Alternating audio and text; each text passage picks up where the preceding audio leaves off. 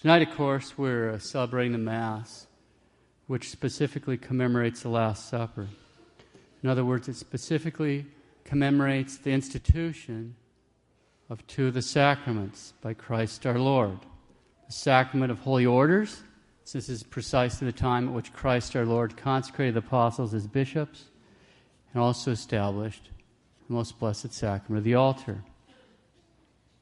In regards to this, that great bishop and doctor of the Church, St. Alphonsus, has some beautiful words that are well worth meditating on this solemn occasion, the anniversary of the institution of the priesthood. St. Alphonsus.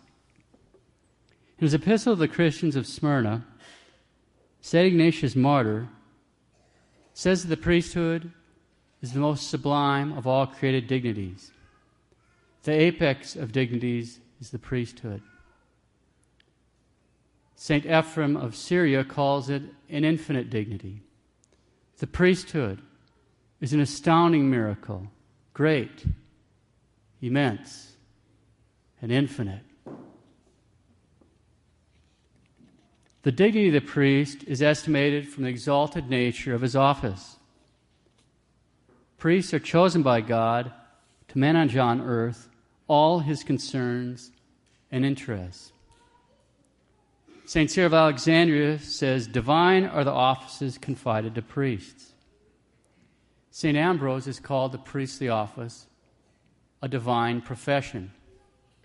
A priest is a minister destined by God to be a public ambassador of the whole Church, to honor him and to obtain his graces for all the faithful. The entire Church cannot give to God as much honor nor obtain so many graces as a single priest by celebrating a single Mass. For the greatest honor that the whole Church without priest could give to God would consist in offering into him in sacrifice the lives of all men. But of what value are the lives of all men compared with the sacrifice of Jesus Christ, which is a sacrifice of infinite value? What are all men before God but a little dust? As a drop in the bucket, as a little dust. They are a mere nothing in his sight. All nations are before him as if they had no being at all. Thus, by the celebration of a single Mass, in which he offers Jesus Christ in sacrifice, a priest gives greater honor to the Lord than if all men, by dying, offered God the sacrifice of their lives. By a single Mass, he gives greater honor to God than all the angels and the saints, along with the Blessed Virgin Mary, have given or shall give to him, for their worship cannot be of infinite value, like that which the priest on the altar offers to God. Moreover, in the Holy Mass, the priest offers to God an adequate thanksgiving for all the graces bestowed even upon the blessed in paradise. But such a thanksgiving, all the saints together are incapable of offering to him. Hence it is on this account also that the priestly dignity is superior even to all celestial dignities. Besides, the priest, says St. John Chrysostom, is an ambassador to the whole world, to intercede with God and obtain graces for all creatures. The priest, according to St. Ephrem of Syria, treats familiarly with God. To priests, every door is open. Jesus has died to institute the priesthood. It was not necessary for the Redeemer to die in order to save the world. A drop of his blood, a single tear of prayer, was sufficient to procure salvation for all. For such a prayer, being of infinite value, should be sufficient to save not one, but 1,000 worlds. But to institute the priesthood, the death of Jesus Christ has been necessary. Had he not died, where should we find the victim that the priests of the new law now offer. A victim altogether holy and immaculate, capable of giving to God an honor worthy of God. As has already been said, all the lives of men and angels are not capable of giving to God an infinite honor like that which a priest offers to him by a single Mass. Close quotes, St. Alphonsus. Indeed, tonight, at this very Mass, we are celebrating the institution of those astounding realities, the priesthood, and the most blessed sacrament of the altar. Now, in the olden days, the bishop actually celebrated 3 different solemn Masses on Holy Thursday. This Mass, of course, which was the third Mass of the day.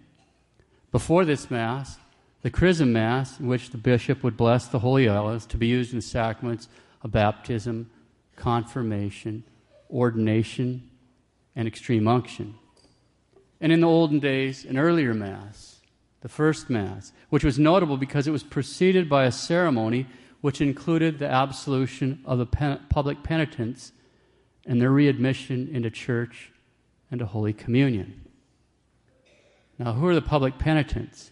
We don't have time tonight to go into great detail, but in the early church, the public penitents were people that had committed grave public crimes. For example, Christians that had denied the faith during a persecution, who were guilty of murder or adultery. In our day and age, these would include people like our Catholic and name only, politicians, movie stars, singers, athletes, etc. Public figures who are known to be Catholic and yet are seen gallivanting around publicly sinning. Okay, in the olden days, when someone like that received the grace to want to return to the practice of the faith, he'd first go to confession, and then since he was a public sinner, as part of his penance, he'd be placed in the ranks of the public penitents. Now, the practice varied from place to some degree, but they might be required to wear penitential clothing, allow their hair and beards to grow from Ash Wednesday, and wait outside the church, out on the front porch, until their readmission at the first Mass on Holy Thursday. Before this Mass began, there were a series of prayers. The bishop would then lead the penitents into the church, and they'd have to prostrate themselves on the floor.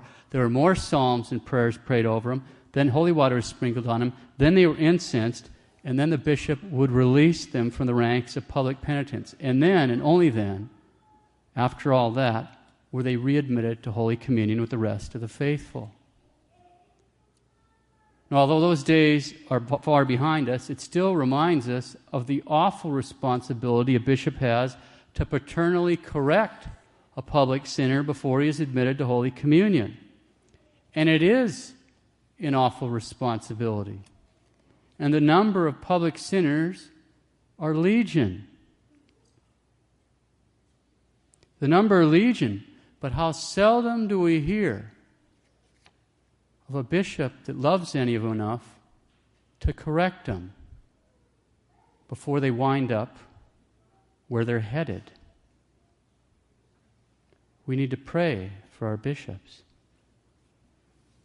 Some 400 years ago, Cornelius de Lapide noted, quote, "How great the vigilance required of a bishop who ought to guard, care for, feed, and save so many thousands of souls.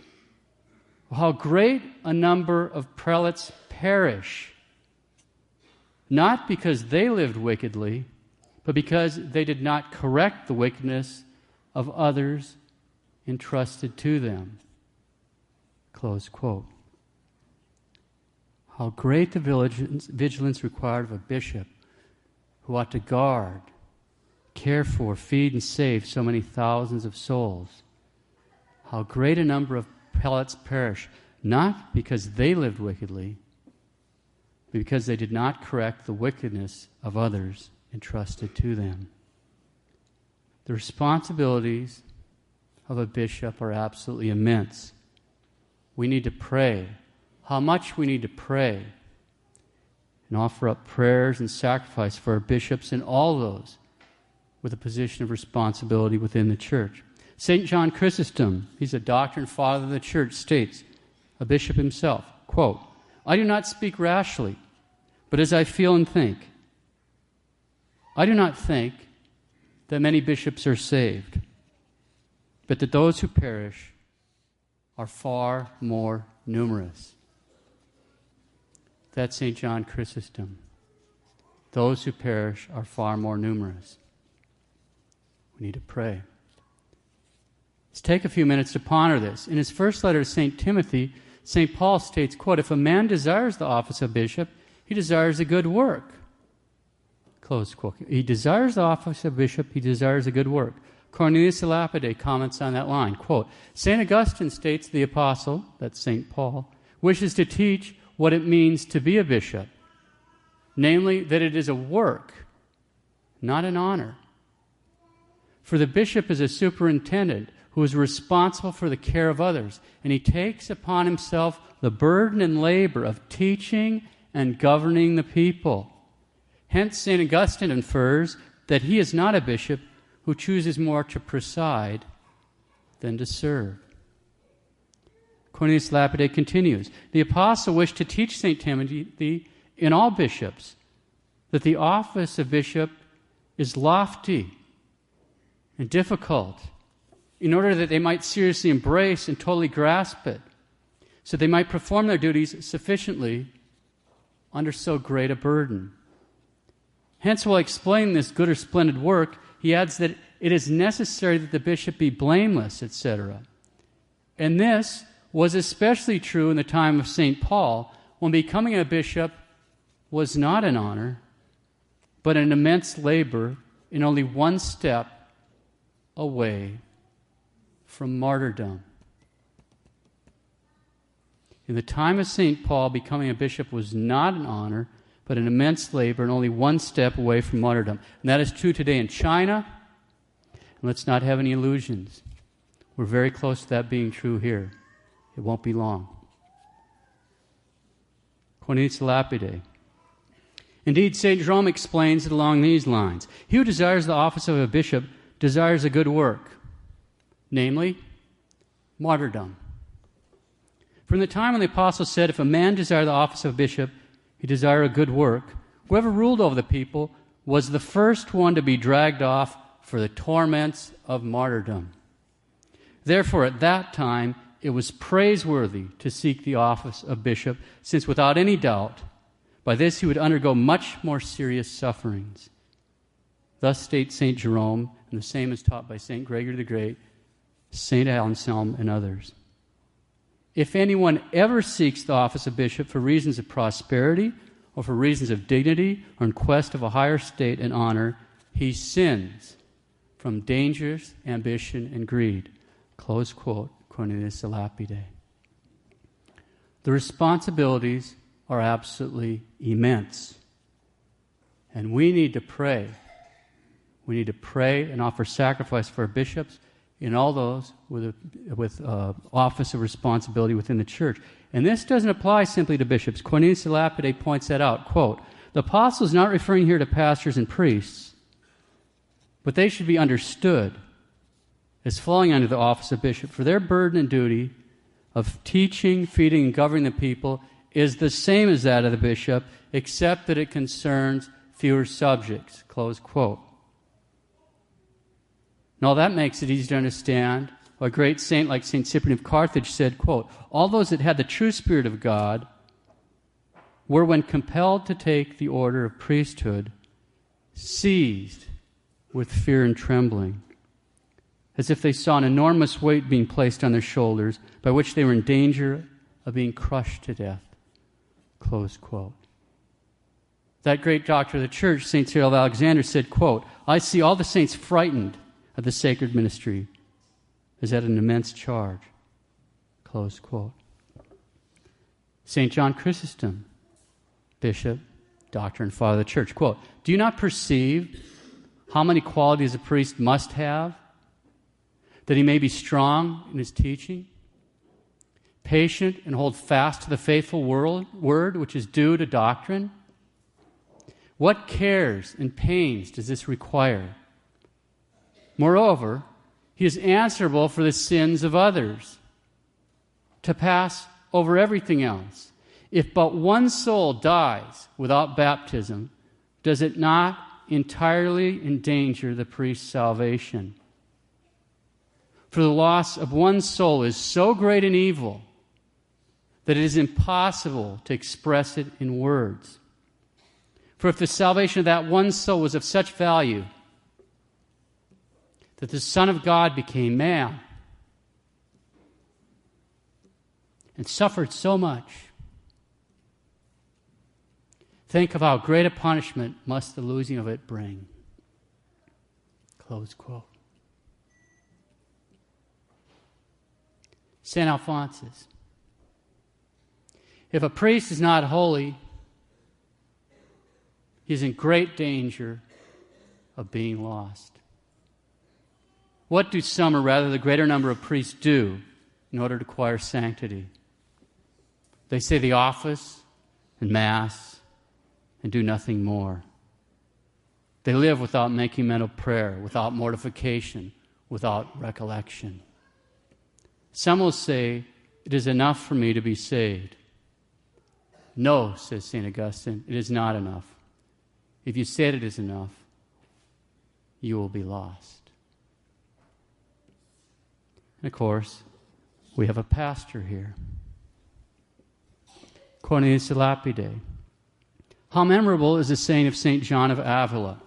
Pope Benedict XVI just made St. John of Avila a doctor of the church a few months ago. How memorable is the saying of St. John of Avila? Quote, so many and so great are the obligations of a pastor that he who fulfills only a third part of them will be esteemed by the people to be holy. But if he is satisfied by only that, he will not be able to escape burning in hell. Close quote, St. John of Avila, doctor of the church. So many, so great are the obligations of a pastor that he who fulfills only a third part of them will be estimated by the people to be holy. But if he was satisfied with only that, with only fulfilling 1/3 of his obligations, he will not be able to escape burning in hell. On this feast of the institution of the priesthood, we need to thank Christ our Lord for the gift of the priesthood. We also need to remember to pray and offer up prayers and sacrifices for our bishops, priests, all those with a position of responsibility in the church. We need your prayers.